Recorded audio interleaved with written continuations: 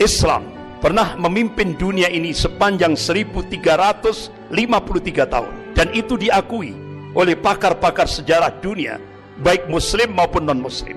Kemudian dia tulis dalam bukunya Civilization on Trial itu, peradaban Islam ini akan menjadi tantangan terberat bagi kapitalisme global. Dan dia tulis pusat komunisme internasional akan tumbang, bahkan kapitalisme Amerika akan tumbang. Dia menulis dunia Islam akan kembali memimpin dunia.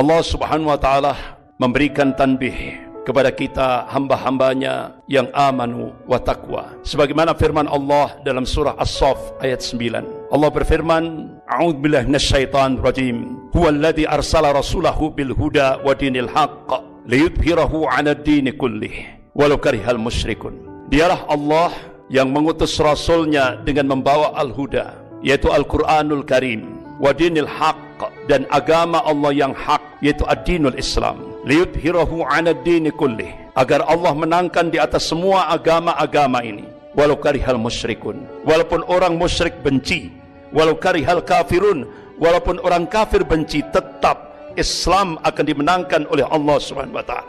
Allah subhanahu wa ta'ala meyakinkan pada hamba-hambanya yang amanu wa taqwa, wa man nasru illa min indillahil azizil hakim. Jadi kemenangan itu datangnya dari Allah yang maha perkasa lagi maha bijaksana ini. Jadi masa depan ada di tangan Islam. Bahkan Allah berjanji, wa kana haqqan alaina nasrul mu'minin. Kewajiban kami, kata Allah, memenangkan golongan mukmin. Ini yang dikabarkan oleh Allah subhanahu wa ta'ala kepada hamba-hambanya yang amanu wa taqwa. Bagaimana kita melihat reaksi daripada golongan kafir, terutama sekali lembaga-lembaga riset dunia, pakar-pakar sejarah dunia. Salah satu di antaranya yaitu Arnold Toynbee. Beliau pakar sejarah dari Britania. Tahun 1954 dia sudah melakukan riset, dan hasil risetnya ini dibukukan, dan bahkan buku itu jadi bestseller. Judulnya Civilization on Trial, ujian atas peradaban. Arnold Toynbee ini seorang pakar sejarah. Dia mengakui bahwa dia seorang kafir yang kafah, tapi karena dia pakar sejarah, dia objektif. Ditulis dalam buku Civilization on Trial itu, Islam pernah memimpin dunia ini sepanjang 1353 tahun, dan itu diakui oleh pakar-pakar sejarah dunia, baik muslim maupun non-muslim. Kemudian dia tulis dalam bukunya Civilization on Trial itu, peradaban Islam ini akan menjadi tantangan terberat bagi kapitalisme global. Dan dia tulis pusat komunisme internasional akan tumbang, bahkan kapitalisme Amerika akan tumbang. Dia menulis dunia Islam akan kembali memimpin dunia ini. Artinya apa? Dia seorang pakar sejarah non-muslim. Dia objektif, dia tulis itu. Dia yakini bahwa masa depan ada di tangan Islam. Tapi di akhir tulisannya, dia tunjukkan bahwa dia sebagai seorang kafir yang kafah. Dia berdoa, semoga itu tidak terjadi. Bahkan agar lembaga riset dunia milik golongan kafir, yaitu The Pew Forum on Religion and Public Life, dia melakukan riset di seluruh dunia tahun 2005. Ternyata dari riset tahun 2005 itu dia simpulkan 1 dari 4 penduduk dunia ini adalah muslim. Artinya apa? Perkembangan muslim sangat luar biasa. Perkembangan Islam dalam lingkup global sangat luar biasa. Bahkan jumlah umat Islam seluruh dunia tahun 2005 itu di total hampir 2,6 miliar. Akhirnya dia melakukan riset lagi, perkembangan dunia Islam 2010 sampai 2050. Hasil risetnya dipublish. Jadi diprediksi 2010 sampai 2050 perkembangan umat Islam akan naik drastis 73%. Bahkan dia publish hasil risetnya, Eropa akan muncul 50-50, 50% Muslim, 50% non-Muslim. Bahkan Kardinal Republik Ceko, jadi di bawah Paus, Kardinal Republik Ceko memberikan statement di media internasional, Islam masuk Eropa dengan kekuatan spiritual, dan itu benar-benar mengagetkan seluruh dunia. Jadi ternyata terjadi syahadat massal besar-besaran di kawasan Eropa. Asyhadu an la ilaha illallah wa asyhadu anna Muhammadan Rasulullah. Bahkan di Eropa, jumlah Muslim terbesar seluruh daratan Eropa itu ada di Perancis. Hampir 7 juta lebih umat Islam ada di Perancis. Bahkan ketika Presiden Perancis Emmanuel Macron melakukan gerakan Islamofobia dengan menggunakan institusi negara, mereka melihat dianggap Islam akan melemah. Tapi apa yang diingatkan oleh Allah Subhanahu wa taala dalam surah As-Saff ayat 8, a'udzubillahi minasyaitonir rajim, yuriduna liyutfi'u nurallah biafwahihim wallahu mutimmu nurihi walau karihal kafirun. Mereka hendak memadamkan cahaya agama Allah ini dengan mulut-mulut mereka, dengan ucapan-ucapan mereka, dengan mesin-mesin informasi mereka. Tapi Allah Subhanahu wa taala tetap menyempurnakan cahaya agama, walaupun orang-orang kafir itu benci. Apa yang terjadi? Di balik gerakan Islamofobia, kebencian terhadap Islam dan kaum muslimin yang digerakkan oleh Presiden Prancis Emmanuel Macron, terjadi syahadat massal di Prancis 2 kali lipat. Luar biasa. Itu sesuatu yang mengagetkan dunia. Bahkan di Inggris dan Jerman itu hampir sama. Hampir kurang lebih 3 juta umat Islam di Inggris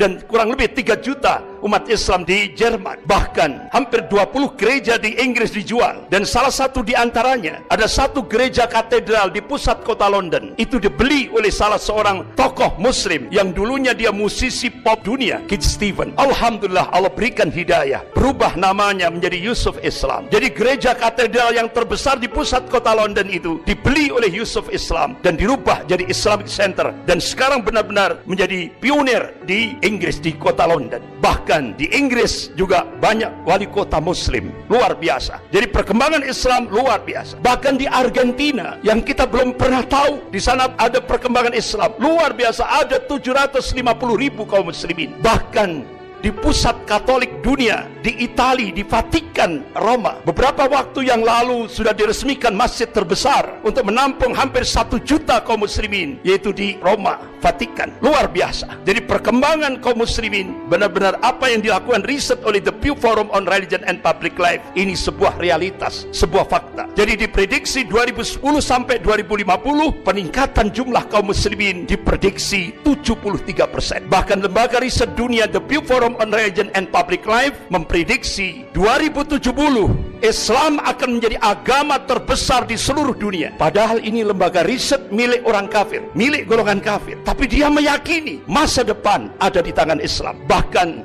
National Intelligence Council, Dewan Intelijen Nasional yang menaungi 15 negara di bawah kepemimpinan Amerika, melakukan riset. Hasilnya dipublish di media internasional. Start 2020 akan terjadi kebangkitan Islam global, dan itu akan terus bergerak di seluruh dunia, terutama sekali dunia Islam. Bahkan Dinas Intelijen Rusia memprediksi akan terjadi kebangkitan Islam, yaitu diprediksi 2025.